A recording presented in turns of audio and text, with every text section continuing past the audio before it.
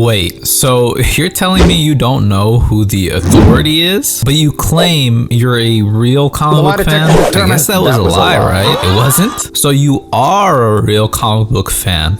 Alright, buddy, name every number on your credit card right now. So guys, as soon as James Gunn announced that in his chapter 1 of the DCU, a movie about the Authority would be coming out, the first thing I said was, who the fuck are the Authority? I had seen some of these characters while I scrolled through my mental stability app, Twitter. Yeah, I said Twitter. I'm not doing too well in that department. But since then, I've made it my mission to read every single Authority comic so that I can see just what these mofos are about, get an idea of what to expect for the film, hopefully find new characters to enjoy, and relay as much of this info to all the beautiful players watching this video right now so you can appear smart when you know more about some strange esoteric book and characters than someone else and lord that knowledge over them. And that's the formula to get people to think that you're super cool, or at least that's what some mofos in this community think. But your boy managed to read volume 1 of the Authority that goes from May 1999 to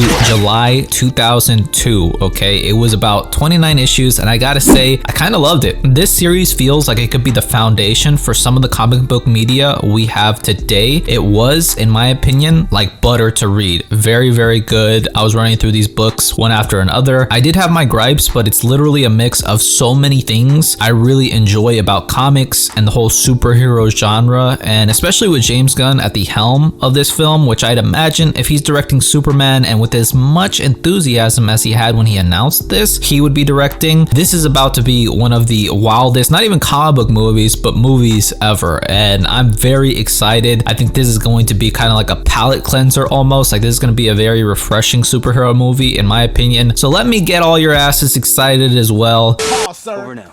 Pause, sir. 10-4. But before I do, go ahead and hit that sub button, leave a like, and share this with everyone that has culinary swag. I hope you like Marvel, because we're about to have fun.